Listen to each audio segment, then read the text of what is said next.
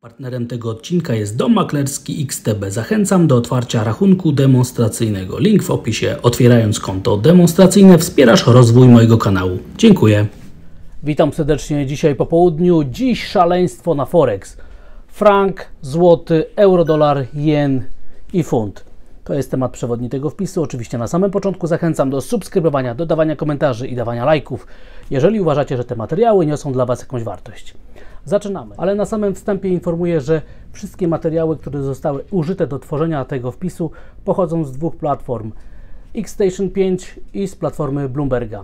Dziś szaleństwo na Forex. Frank, złoty, euro, dolar, jen i funt brytyjski. Naprawdę to, co się dzisiaj dzieje od samego początku na rynku forexowym, zapiera dech w piersiach, jest fantastyczną pożywką dla tych wszystkich, którzy są day traderami, spekulantami krótkoterminowymi, ponieważ mamy do czynienia z gigantyczną zmiennością, ogromnymi zmianami. Wiele się dzieje i jeszcze wiele się wydarzy, ponieważ dopiero amerykańska sesja się zaczyna, a dzisiaj będziemy oczywiście ostatecznie dyskontować te wszystkie informacje, które wczoraj pojawiły się wieczorem z Fedu. I dzisiejsza sesja amerykańska ma naprawdę ogromne znaczenie i prawdopodobnie także jutrzejsza, gdzie będziemy tworzyć kształty świec tygodniowych. Dlatego przed nami pasjonujące godziny, fascynujące momenty, wiele będzie się działo. Na pierwszy rzut oka idzie, poza tym, że oczywiście o Fedzie już dzisiaj o poranku mówiłem, ale pierwszy wykres, który dzisiaj chcę poruszyć, to są informacje z samego poranka, kiedy Bank Japonii przeprowadził interwencję. Doprowadziło to do dużej, ogromnej nawet zmienności na parach na parach związanych z jenem. Na przykład dolar-jen ma największą zmienność od 2016 roku. Gigantyczna jest, wahania są gigantyczne, więc traderzy oczywiście mają się z czego cieszyć. Bank Japonii ewidentnie interweniuje na rynku obligacji, tak żeby one nie pokonały tego poziomu bandy górnej, którą testujemy, i widzimy na tej skali na dole, jaka jest teraz wielkość wolumenu interwencji, tak żeby Bank Japonii skutecznie zadziałał i żeby te obligacje nie wybiły się na rentowności poza ten poziom, który jest widoczny na wykresie.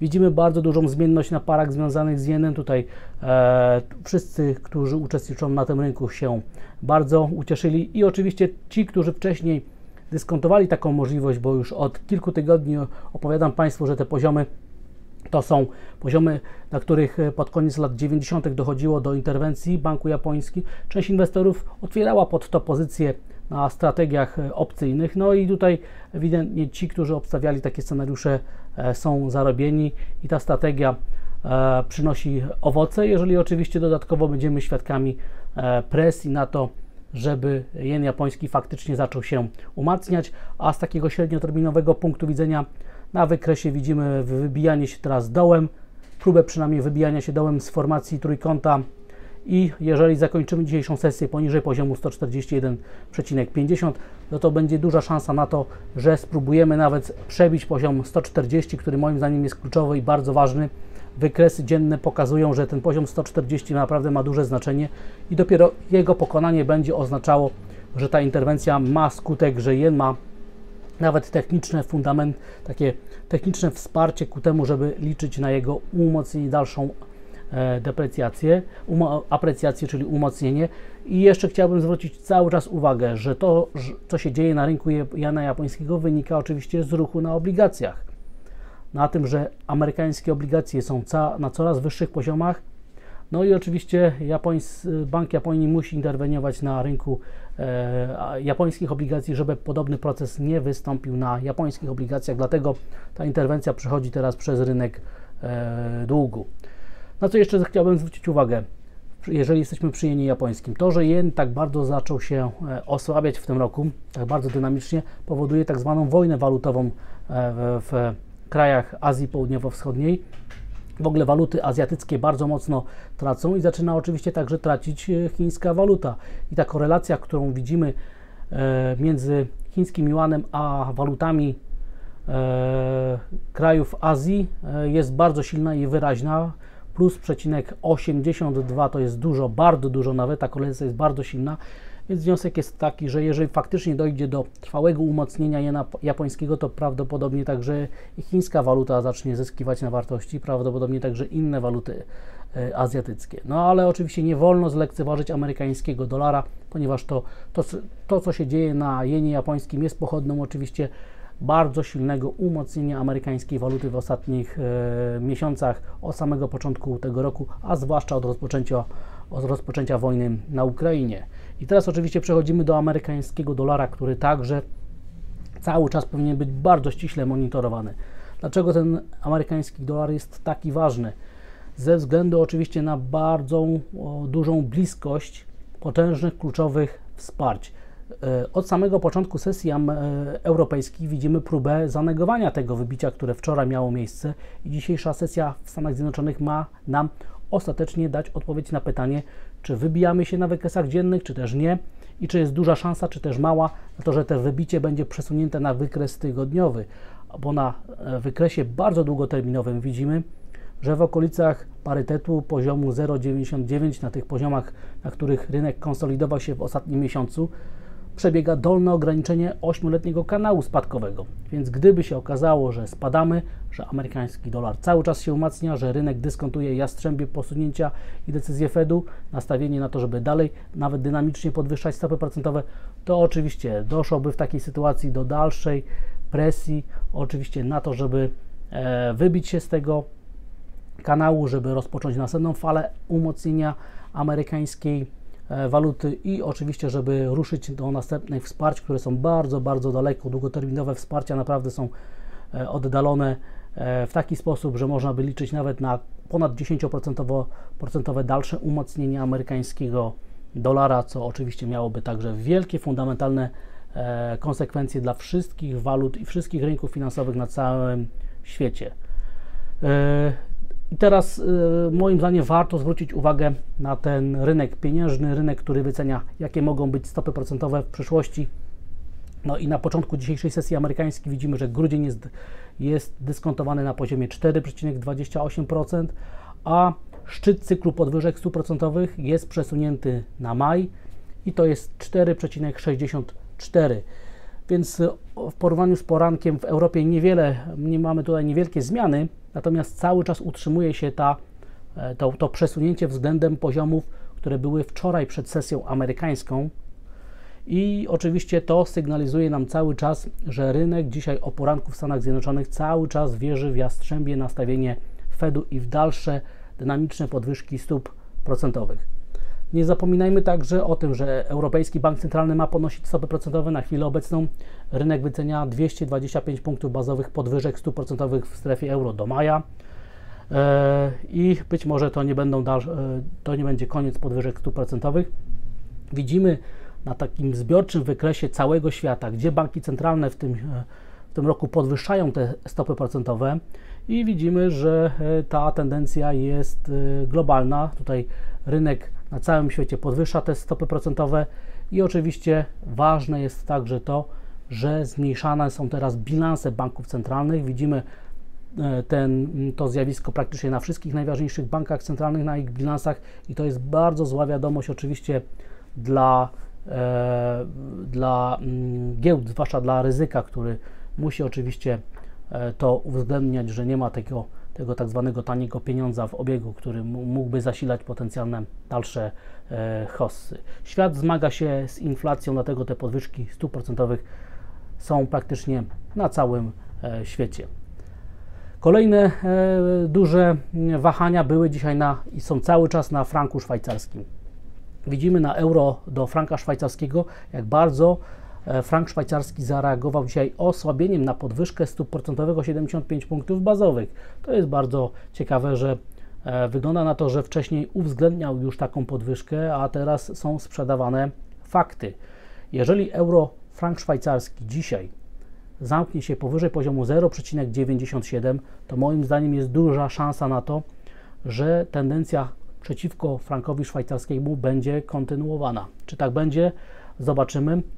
Bank Centralny boi się inflacji, także w Szwajcarii, na poziomie 3,50, to jest najwyższa inflacja od 40 lat w Szwajcarii. No i bank centralny oczywiście reaguje. A jaka jest projekcja inflacyjna w Szwajcarii? Widzimy to na następnym slajdzie, wykresie. Bank sygnalizuje, że właśnie na poziomie 3,50 będzie szczyt cyklu, będzie szczyt inflacyjny w Szwajcarii. Czy tak będzie? Oczywiście zobaczymy. Być może frank szwajcarski, który się teraz osłabia, faktycznie dyskontuje to, że już nie będzie więcej podwyżek stóp procentowych w Szwajcarii i że ta ścieżka, ta projekcja inflacji dla tego kraju będzie właściwa. No, zobaczymy. Z dzisiejszych decyzji banków centralnych widzimy także podwyżkę stóp procentowych w Norwegii. Tutaj rynek spodziewa się, że cykl podwyżek stóp procentowych w Norwegii zakończy się w pasie między 3% a 3,25%.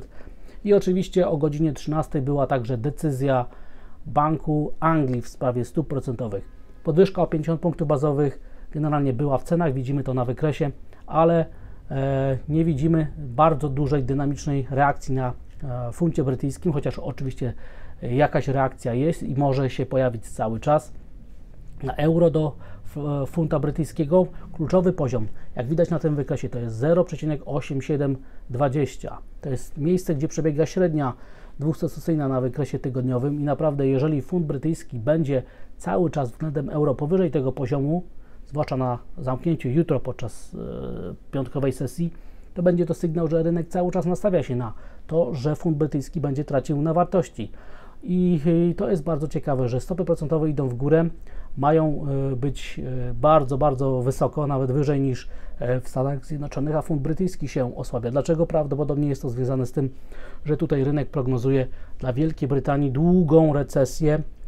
W przyszłym roku ma być recesja przez cały rok, teraz już pod koniec tego roku ma się zacząć. Być może to jest główny powód, dlaczego funt brytyjski tak traci na wartości. Jak widzimy na tym następnym wykresie, w tym roku stracił na wartości już prawie 20%, to był najgorszy rok od 2008. A jak rynek przyszłych stóp procentowych dla Wielkiej Brytanii się zachowuje? Widzimy, że koniec tego roku jest dyskontowana, implikowana stopa procentowa 3,60, a koniec cyklu podwyżek stóp procentowych to jest sierpień przyszłego roku na poziomie 4,89, czyli prawie 5% mają być stopy procentowe Wielkiej Brytanii w letnie wakacje w przyszłym roku. Czy tak się stanie? Zobaczymy. I ewenementem na skalę światową jest oczywiście Turcja, która w tym samym momencie, kiedy Bank of England decydował o stopach procentowych, obniżyła stopy procentowe. Turcja obniżyła znowu stopy procentowe do 12%. No i cały czas śledzimy zachowanie tureckiej waluty, jak ona będzie na to reagować. Więc poza amerykańskim dolarem, który dyskontuje, poza oczywiście jenem, frankiem szwajcarskim, funtem brytyjskim, obserwujmy także dzisiaj zachowanie amerykańskich obligacji, które moim zdaniem odpowiedzą nam naprawdę, dadzą nam odpowiedź na pytanie, czy czeka nas następna fala bessy na indeksach giełdowych, czy też nie. Dzisiaj rano cały czas rentowności utrzymują się nad poziomem 3,50, zdradzają cały czas ochotę na dalsze wzrosty, niemieckie obligacje także, więc to jest sygnał i środowisko ku temu, żeby indeksy giełdowe zaczęły dzisiaj mocno spadać i wszystkie inne aktywa związane z ryzykiem. Ale zanim przejdziemy do indeksów giełdowych, jeszcze rzut oka na rynek krajowej waluty, ponieważ to, co się dzieje na eurodolarze, oczywiście rzutuje na zachowanie złotego. To właśnie zachowanie amerykańskiego dolara w skali globalnej jest głównym czynnikiem, odpowiada za 80-90% siły albo słabości złotego. Jeżeli amerykański dolar się umacnia, oznacza to, że kapitał z całego świata jest wysysany i trafia na Wall Street, więc wysysany jest także z rynku krajowej waluty, dlatego złoty traci. Ale gdyby euro-dolar poszedł do góry, to nastąpi zjawisko odwrotne. Kapitał z Wall Street będzie na całym świecie szukać ryzyka, będzie odpływać i rynek złotego w takiej sytuacji będzie jednym z największych beneficjentów i będzie się złoty w takiej sytuacji umacniać. Jako że euro-dolar ma i zdradza tendencję ku temu, żeby raczej spadać, czyli żeby amerykański dolar się umacniał, to występuje zjawisko przeciwne złotemu, więc obserwujemy to, co się dzieje na euro złotym, na dolar złotym, że te pary rosną i atakują swoje bardzo ważne opory. Dlaczego euro złoty jest teraz na bardzo ważnych poziomach? Ponieważ tam znajduje się górne ograniczenie dwuletniego kanału wzrostowego. Ten poziom już działa, widać to na wykresach, a dolar złotym jest na górnym ograniczeniu 6-letniego kanału wzrostowego, więc ten poziom także ma bardzo, ale to bardzo duże znaczenie. I dlaczego widać relatywną siłę? Bo na tym następnym wykresie euro-złotego widać, że jesteśmy bardzo oddaleni od tych poziomów maksymalnych, czyli poziomu 5 zł. Dlaczego jesteśmy oddaleni? Prawdopodobnie zaczynają się już teraz zakupy inwestorów zagranicznych polskich obligacji, dlatego obserwujemy, że nie ma potwierdzenia zachowania polskich obligacji na rentowności względem tego, co się dzieje na amerykańskich czy niemieckich obligacjach. Tam mamy cały czas kolejną falę bessy, a polskie obligacje są cały czas stabilne i naprawdę jestem dzisiaj pod wielkim wrażeniem, dlaczego polskie obligacje nie są mocno dynamicznie wyprzedawane. Tutaj rentowność tylko przekroczyła lekko, nieco powyżej 6,10, czyli naprawdę niewiele i pokazuje to moim zdaniem coraz większą relatywną siłę. I na samym końcu wywodu dotyczącego złotego, główny powód osłabienia złotego, o czym poza amerykańskim dolarem, to jest zachowanie amerykańskich obligacji. Widzimy tutaj, jak wzrosty rentowności powodują wyprzedaż wszystkich walut emerging markets. I złoty, jako że jest jednym z komponentów tego wskaźnika, więc on także traci na wartości. Wniosek jest taki, że im bardziej rentowności pójdą w górę, tym bardziej amerykański dolar będzie się umacniał i w takiej sytuacji będzie presja na to, żeby pozbywać się walut takich jak złoty. I to jest główny powód, nie żadna polityka, nie żadne nawet stopy procentowe, bo to jest bardzo ciekawe, że nie mamy umocnienia ani osłabienia krajowej waluty na stopach procentowych, ponieważ stopa procentowa w Polsce jest znacząco niższa niż na węgierskim forincie, gdzie już przekroczyła 10%, a pomimo tego waluty chodzą mniej więcej tak samo i nie ma reakcji na węgierskim forincie na stopy procentowe powyżej 10%. Więc widać, że czynnik związany z geopolityką, czyli wojna i związane z tą umocnieniem amerykańskiego dolara, to jest główny powód, dlaczego waluty w regionie tak tracą. Nie żadna krajowa polityka, wypowiedzi jakiegoś tam bankiera czy kogoś innego, to nie ma żadnego znaczenia, nawet polskie dane makroekonomiczne nie mają żadnego znaczenia, tylko i wyłącznie to, jakie mamy globalne przepływy finansowe. No i teraz ryzyko, czyli Bitcoin powinien być pod presją na spadki, jeżeli amerykański dolar podczas dzisiejszej sesji amerykańskiej będzie się umacniał. Oczywiście indeksy giełdowe powinny spadać. S&P, łamiąc poziom 3800 punktów, zdradza ochotę na wizytę w okolicach czerwcowych minimów. DAX powinien łamać także czerwcowe minima. Tutaj jest większa na to szansa, więc perspektywy prospadkowe są jak najbardziej do obserwacji, jeżeli amerykański dolar podczas dzisiejszej sesji będzie się umacniał oraz podczas jutrzejszej, która także ma bardzo duże znaczenie. Inwestorzy dzisiaj zdyskontowali, już przetrawili wszystkie dane, wszystkie informacje z Fedu i teraz będą podejmować decyzje dzisiaj i jutro, więc te dwie sesje są kluczowe i niezwykle ważne, zwłaszcza, że dzisiaj nie ma praktycznie żadnych ważnych danych makro, można się tylko koncentrować na dyskontowaniu Fedu. Z ciekawostek, to co się dzieje na funcie brytyjskim powoduje, że wszystkie firmy z Wielkiej Brytanii, które mają ekspozycję na handel międzynarodowy, zachowują się lepiej niż te spółki takie krajowe tylko z Wielkiej Brytanii. To jest także dowód na to, jaki jest wpływ zachowania waluty na wyniki spółek. I teraz surowce na sam koniec. Mamy na pierwszym wykresie powiązanie zachowania amerykańskiego dolara i złota. Widzimy tutaj jak na dłoni. Jeżeli dolar się umacnia, traci złoto. Jeżeli dolar się osłabia, złoto zyskuje i to wszystko oczywiście podlane sosem zachowania jena japońskiego, czyli decyzji Bank of Japan w sprawie interwencji. Patrząc z długoterminowej perspektywy widzimy, że cały czas utrzymujemy się poniżej linii szyi formacji podwójny szczyt o dwuletniej historii na złocie i oczywiście naruszamy także średnią 200-sesyjną, a to zachęca do tego, żeby nawet obserwować wkrótce bardzo dynamiczne spadki ceny złota. Żeby ten warunek był spełniony, żeby takie zjawisko wystąpiło, potrzebujemy dalszych wzrostów rentowności i umocnienia amerykańskiego dolara. W takiej sytuacji złoto będzie prawdopodobnie bardzo dynamicznie spadać. Może się powtórzyć ten scenariusz sprzed 10 lat, który także został ujęty na tym wykresie, kiedy widzimy, jak bardzo dynamicznie złoto spadało. Ku spadkom ma się także zachowanie ropy naftowej. Ciekawe, że ropa naftowa nie reaguje na wczorajsze eskalacje. Wygląda na to, że węglowodory, bo na następnym wykresie mamy gaz, węglowodory, gaz i ropa naftowa już praktycznie uwzględniły scenariusze eskalacyjne na tym poziomie i jeżeli coś nie chce rosnąć, będzie spadać. Tak mówi stare rynkowe powiedzenie i być może w takiej sytuacji szykujemy się do następnej fali spadkowej ceny ropy naftowej i gazu ziemnego, co miałoby bardzo dobre skutki dla przyszłej inflacji. Zobaczymy, jak będzie. Dziś mamy dzień szaleństwa na Forexie. Frank szwajcarski, złoty, euro, dolar, jen, funt brytyjski, te wszystkie waluty muszą dyskontować wydarzenia i informacje, które pojawiły się w ostatnich 24 godzinach. Dziękuję za odsłuchanie tego materiału. Zachęcam do subskrybowania, dodawania komentarzy i dawania lajków, jeżeli uważacie, że te materiały niosą dla Was jakąś wartość. I widzimy się i słyszymy jutro o poranku. Wszystkiego dobrego i stopy zwrotu podczas dzisiejszej sesji.